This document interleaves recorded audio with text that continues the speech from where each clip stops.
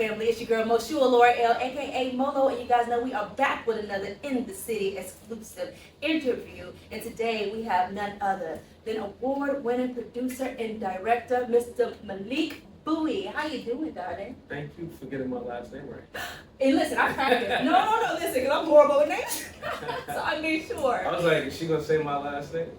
You know, it's crazy. I used to have a designer friend that had the same last name, so I was like, okay, I know Buie. I know that. I So appreciate it. yeah, you're welcome. You're welcome. Where are the Buies from? Are we from? Oh man. So we are from Bed-Stuy, Brooklyn, New York. But my grandparents came from migrated from Venice, South Carolina. Okay, South Carolina. So Yes. you're from Brooklyn, South Carolina. We were talking about this earlier. Yeah. That's what's up. Okay, so then how did you translate to Atlanta? How'd you get here? Man, I just came here, honestly. I was doing a lot of work here Mm-hmm. for a long time, based on TV. Mhm. We would do a lot of music videos, right? So we did Akon, Styles P, Locked Up, Nice. Young Jock, I know Really? you see it, Stinky Leg. Yeah, one of my original founder, Kai Crawford, was the director, so I was producer, he was director. We would do a lot of videos. He's a Clark alum, Okay. right? So, and also I have family here, so. That's lit. So, as far as starting with the production and direction and stuff like that, was this a childhood dream or is it something you just fell into? You know, honestly, my my family, Kai, he was the first one that got me into film space. Okay. Right? He won a Spike Lee scholarship to go away to school. I was originally in engineering, and I took like a kind of like a elective in television production and Mhm. really fell in love with it. Really? Yes. That was the bug? That was the bug. That was the bug. And when I had finished school, he finished maybe like a year before me. Mhm. He was working in music videos, like production assistant, just some stuff on the set. Mhm. He got me my first job. It was Cheap Dep and Black Raw, Let's Get It remix. That was Nice. the first music video I worked on. Okay. And then I quickly went from doing music videos, like just working on music videos, Mhm. not producing them yet. Yeah. I learned television, so I was kind of like back and forth between the two, just figuring out which one I really wanted to do. Okay. So kind of more starting behind the scenes before you got more into the Absolutely. leading and everything like that? Absolutely. I went from driving a cube truck loading equipment, Okay. you know, Okay. or picking up craft services for set day, Mm-hmm. for the production day. I was able to kind of like learn every step of the process Mm-hmm. before becoming an executive producer. I love that. I think in any vocation, like there's something to be said when you do actually start from the bottom. Like when you really, like even in restaurants, you know, sometimes they won't even let you jump to be a straight bartender. You got to be a server first. You got to be a busser first. You got to do all this kind of things, and it just gives you like a real great scope of what it really is when you get to a leadership position. Yeah, I think the best CEOs were interns at one point. Come on. But you have to know everything from top to bottom, but also how to relate to everybody there. You know what I mean? Yeah. Yeah.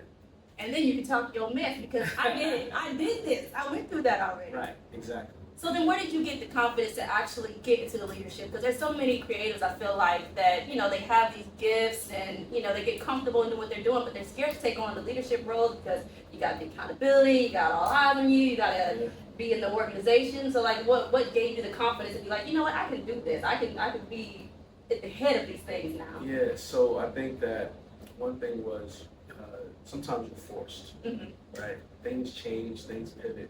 When we were doing a lot of those music videos, at a certain point, business really slowed down because, you know, you had, you know, people pirating music. When people start pirating music, automatically the labels are like, well, we're not going to spend money on this anymore, not in music videos. Was that the LimeWire decade? It was. Oh, Absolutely. guilty as charged. So, you know, you gotta remember at one point you had these labels spending millions of dollars on a music video. Oh, yes. We weren't at that space for doing that. We were kind of like in the middle, fighting for a middle. Because, you know, if an artist comes up, you know, we bid for the job. Okay. We write creatively what the treatment is going to be. Mhm. We put together a budget and we submit it with others. And based on our work history in the meetings, that's how they would say yes or no. Okay. And so once the $1 million videos are now 200,000, if we were fighting for the $200,000 video, now we're fighting for 50,000 videos or 30,000 videos. things like that, Okay. right? And so now, but again, I was still kind of working with television a lot, Okay. and I was producing, and then I started producing Rhapsody, different programs Right. there. I saw and so that. going from associate producer, second producer, lead producer, executive producer / director, it allowed me, and it wasn't like super fast. I was spending my time in these roles, right? It wasn't just I was just jumping out the window saying what my title is. Yeah. I had to go through a process, and these things had to be approved along with your promotion and your pay scale. It all had to be approved by It's a long different game. departments. This is the long game. Yeah. And what else was I going to do? If I didn't do this, I think I would have been a fireman, right? Really? Like, seriously, right. Those are the only two things I've ever been interested in. So you had a love for it? Being a Yeah, firefighter? I did. When I was an engineer, I didn't have a love for it. I just kind of did it. Yeah. So I did it because I thought I could make a lot of money, right? Okay, I'm kind of good at math. I think I can do this. But anyway, Yeah. and so That's interesting. at one point, I was the director of content for BT Digital, used to be BT Music department, and what we did was a lot of the digital content that you would see on BT Jams, BT Soul, BT Gospel, things like that. And downsizing and doing a lot of things, and that was it for me. I had spent a lot of years there, maybe like 13 or 14 years. Oh, wow. And Okay. it was I hit my ceiling. There was nowhere else I could go. And so I took some time off, and I just kind of needed a moment to kind of like, recalibrate my focus, because I went from being super creative to like a suit, right? I have a staff, I have a team, I'm looking at numbers, I'm looking at, Was it taking the fun out of it? oh, all of it. Yeah. The fun was gone. Oh, man, yeah. Fun was gone. Yeah. And so during that time, it's funny, I had one of my best friends, my brother, Dwight, he had broke his leg. And so random. So random. He broke his leg, and so he was kind of like laid up. I would go over to see him every day. We would just hang out, right? I'm not working. I'm just taking time. Yeah. Right? And I think that's really important. It's like getting out of a long-term relationship. Come You don't on. want to jump right back into a relationship. Preach. So we're just kind of hanging out, drinking wine, eating seafood. And we were watching, what show was this? It was with Joe Budden and DJ Academics. What show was that? That was it was on Complex. Okay. The Everyday Struggle. That's what it was called. Wow. Yes. Okay. Right?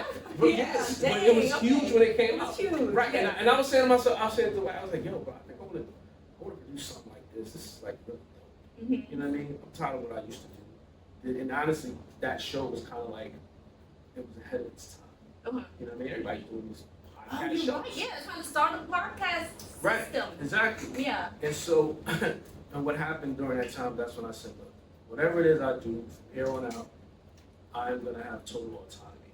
I'm going to make sure that it runs through my production company. I can hire the people that I'm comfortable working in. And, just moving forward, that's just how I wanted to operate. Yeah. And so I went to, I got a call from a friend that was at Essence Magazine. They were ramping up their digital content. Shout out to Jordan from Molo Media. She was like, hey, we have this, they were doing a cover shoot with Tawana Burke, right? Okay. The leader of the Me Too movement. Okay. She was going to be the guest editor. It was really important to me. And so, she called me in to do it. So, hey, this is what we got, and can you make this happen? I bought my 18.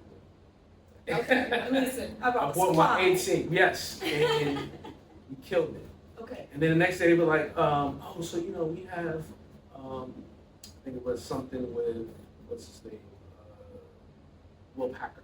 He had a show Oh, that he wow. was promoting. Okay. So he was like, can you film that as well?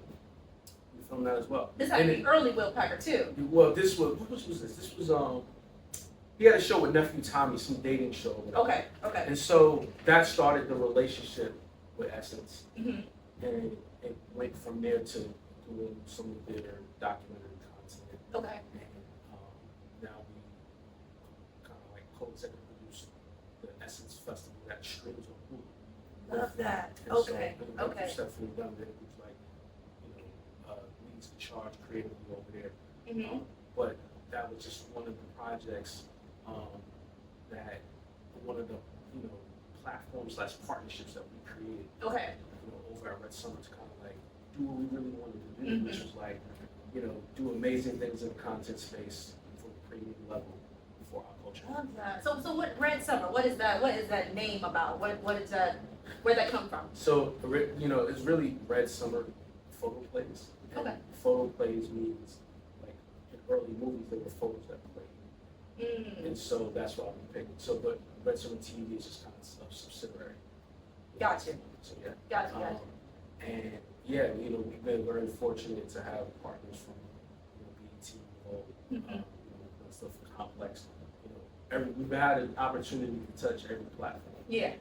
I love that, and I see that you guys do all genres of film, because you already talked about you started in the music videos, you're doing productions for the shows, you're doing documentary styles. So what is your favorite genre now that you've touched every one of them just about at this point? What is your bag? Is documentaries your bag now? Documentaries are the bag now. You don't make the bag with documentaries, but to me, it's important that we tell our own stories from our lens.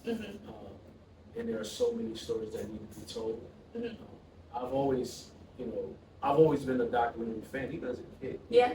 My mom would sit me down and watch Eyes on the Prize every year. Throwback. Yeah, for real. It still goes on. You know what I mean? Really? Yeah, it does. Every year it comes on. Black History Month comes on every Black History Month. Okay. But yeah, I've been a real fan of that, a real fan of I love archival footage. I love when I found yesterday, actually on my phone, I found a video that I transferred to it. It's from 2004. Okay. And I was just walking around the MTV office, talking to my coworkers. When I see things like that, time travel is impossible. Yeah. So memories. Being able to see, that type of stuff, and just, to me, it's really exciting. I try to bring that excitement to the screen. I want to share that with people. Yeah. Well, even so, and I can tell you have an affinity for documenting and recording history, but you have also just clearly an affinity for hip hop. You have real deep roots in hip hop. I heard you said about Rap City. Where's all that from? I mean, of course you're from Brooklyn, but I mean, where does the affinity from hip hop that translated so much in a lot of your work? Hip hop raised me,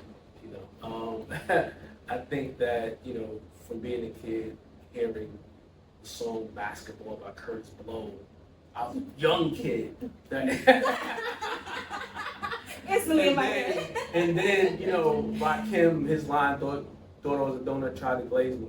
I saw him a year ago, and I told him that. I said, that's when I knew I had to work in hip hop.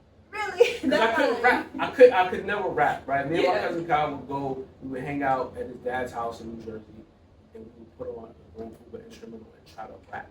We would so bad. I'm glad you own that. Yo, so bad. And I was like, well, I gotta figure something else out. And it's wild. Yeah. And now it's like, I wasn't even thinking that, well, I can get somebody to just write it for me. And I can just say, I never thought that. Well, it wasn't that back in the day. It wasn't that. Well, or at least not allowed. Right. It wasn't no. Yeah. It wasn't no. So yeah, I was fortunate enough to work for Rap City. Shout out Ted. Yo, shout out We love Ted. Yeah, Ted. Mad Links and Q45, those guys a lot. Okay. And just being able, to be, look, I had the opportunity, I'm fortunate, I say I'm blessed, right? Okay. I had the opportunity to work for Rap City. Mm-hmm. I had the opportunity to work for the Chappelle Show. Jeez. I had the opportunity to work for Showtime at the Apollo. So I've had the opportunity to be over at MTV, working on different programs. Mm-hmm. Even the original Wendy Williams show that was on VH1. Dang. So I've been fortunate enough to kind of touch the culture in different ways. Mm-hmm. You know what I mean? And so it's only right that, I feel like I was kind of put in a space to lead this and kind of take the charge in telling the stories for our culture. I love that. Well, we definitely have to go to a break, but I'm so excited hearing him delve into his history of hip hop. And we're going to get more into what he has coming up and working with Red Summer TV. We'll be right back. Molo with In the City Magazine.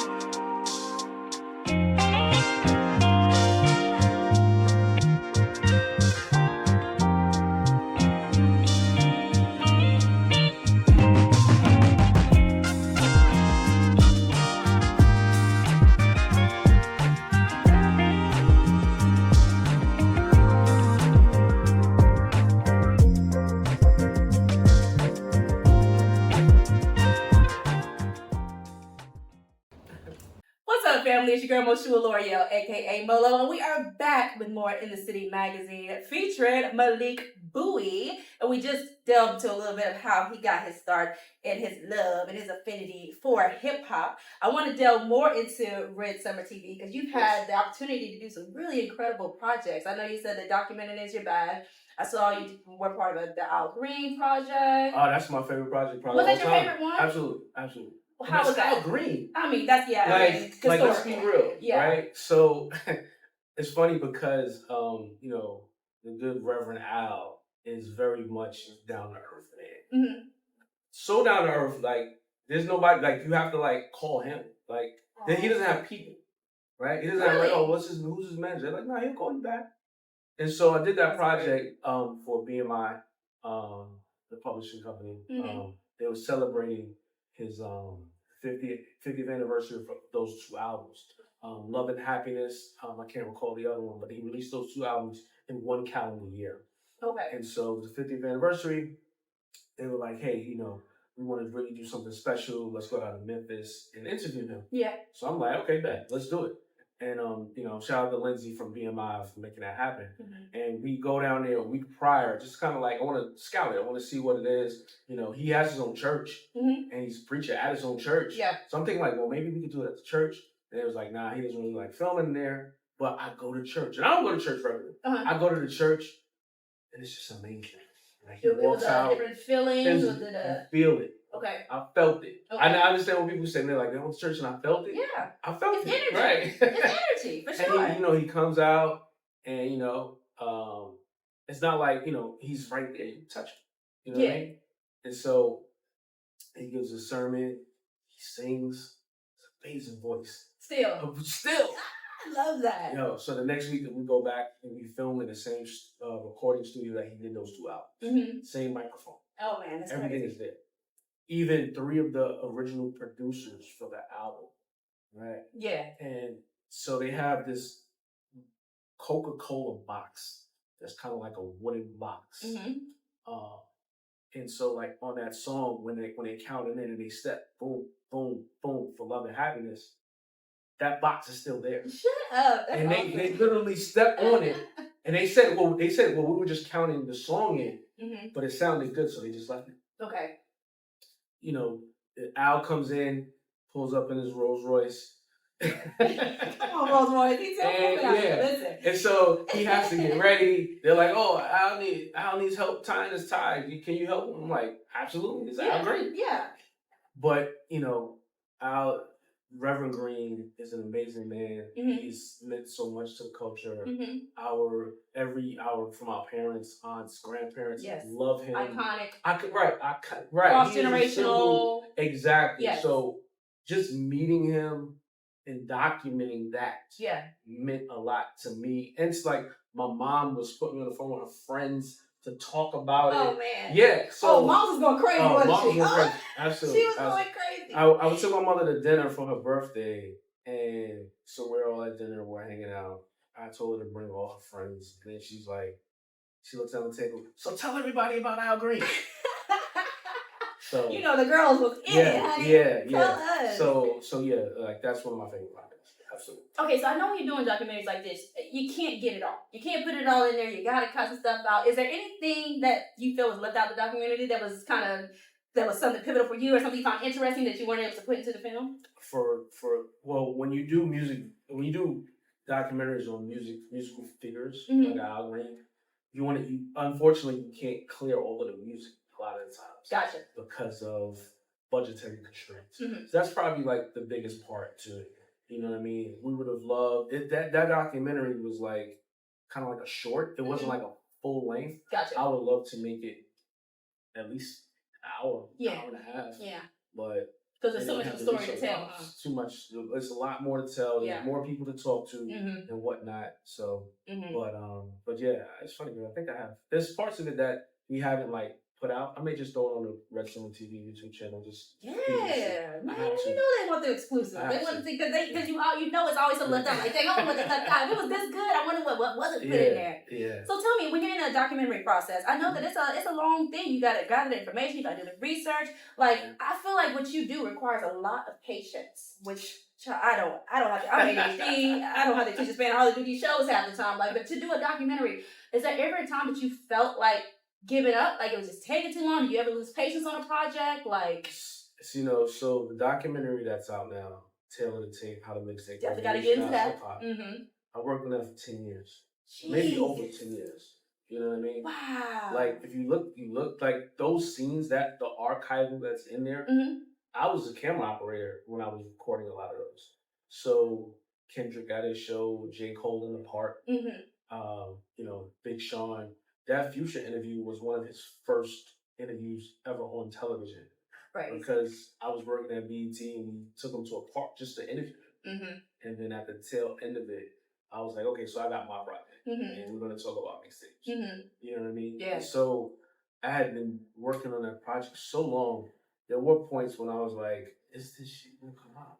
What? How can I finish this? Yeah. I was scatterbrained for a minute. Yeah. You know what I mean? And so, fortunately, my partner, Kim Osario, who's an executive producer of the film, she's really strong in producing and story structure. Okay. So she was able to watch down all the interviews and say, well, I had my idea of how I wanted the story to go, and we were able to like beautifully collaborate to make it make sense. Yeah. Yes. Yeah. But that one was probably like, oh my God. Was that your longest, as far as gathering information? Was that your longest project? Okay. Absolutely. 10 years is a long damn time. And part of that is because, it was self-funded. Yeah. I paid for everything out of pocket. Okay. You know what I mean? The deal we have is a distribution deal.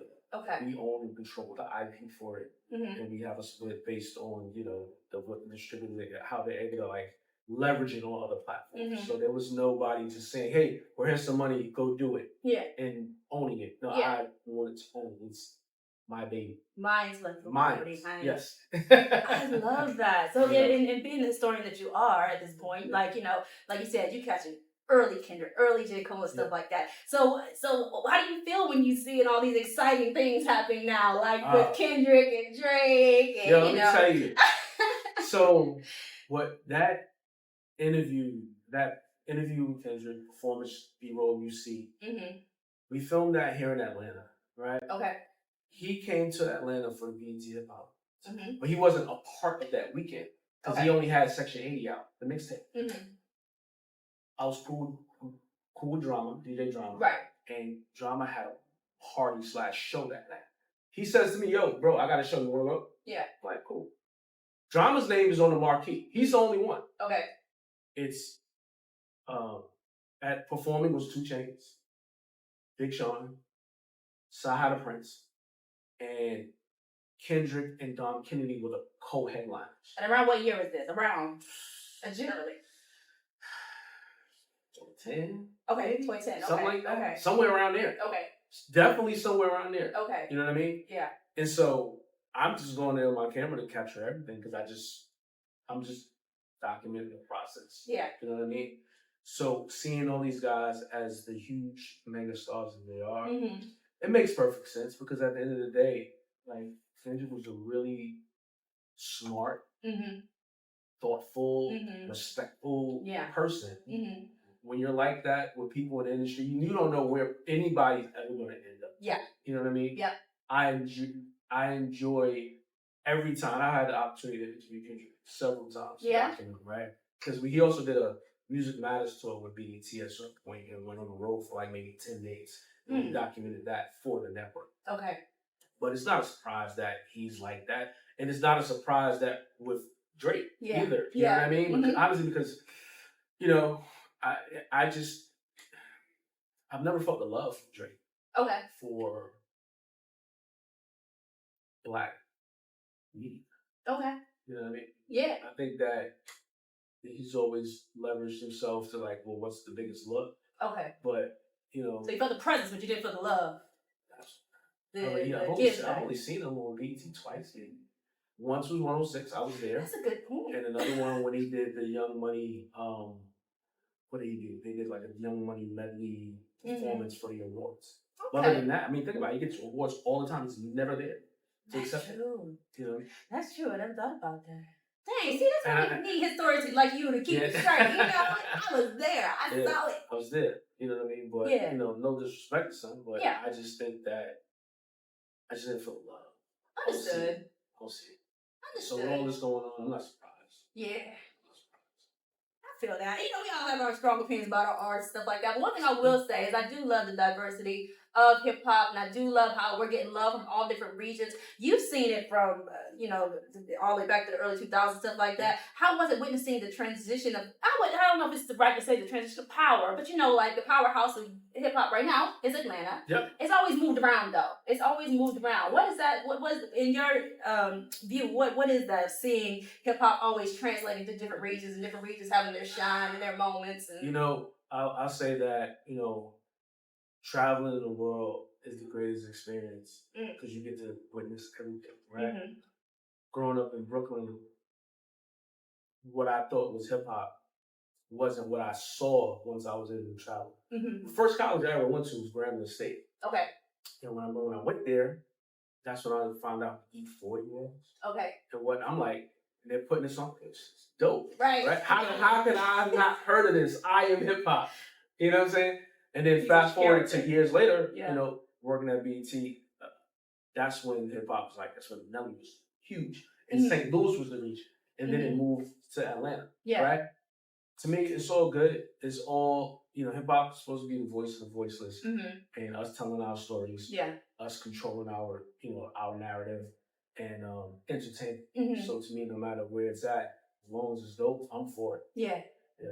I love that. I love that. Okay, so and I do have to mention because that's another project you guys are doing that's more current. But even you guys actually got a Grammy for doing what? PJ Morton, Unplugged. Yeah, his live album Dumbo. I directed the live version of it. Nice. So I got a Grammy, technically participation, like they don't give you the trophy. Yeah, I know what you mean. But yes, it's a Grammy. Yeah. How does that feel? Was that a milestone for you, or is that something you cared about getting Grammys? Like I had no idea. I was actually watching it on. I was watching the Grammys and I saw him win. I'm like, oh, shit, he won. Yeah. And my phone started blowing up. Part of that. Yeah. It was look. PJ Morton is one of my favorite artists. He's so talented. I try to check him out whenever our schedule's aligned and I'm in the city and he's performing. Amazing. It's definitely one of my, you know, most treasured accomplishments. Yeah. You know what I mean? Yeah. It's very important. People say they don't want to be rewarded. They're lying. Yeah. Right? Yeah. Like, we all want to be at least acknowledged for what we do for somebody, some body of work to say, hey, we like what you did. Here's this. Yeah. And it felt great. And even better because it was really unexpected. I didn't know he was up for a Grammy. I didn't know I would, you know, be able to get an award for it. So yeah, I have one in my office. I got two in my house. Yeah. Like, you gonna see these accolades, baby. Yeah, you gonna see that. I love that, and I congratulate you on having been a part of so many great moments and documented so many great things when it comes to the culture. So at this point, because back then you didn't necessarily know where Kendrick and all of them were going, but now it's going crazy. Is there anyone or any artist that you feel is relevant enough to be following now? To have your now that you think is gonna be something relevant in the future? If you look back, you'd be like, oh yeah, I knew them when they first started. Yeah. Like, do you see anybody now to be interested in? I know it's different now. I want to pronounce his name right. His name is LaRussell. I love LaRussell. I'm a huge fan. LA stand up. I follow him. I listen to him. You look, real talk. People, you know, they always say the youth shall lead. You know, I listen to what he has going on, his ideas on business.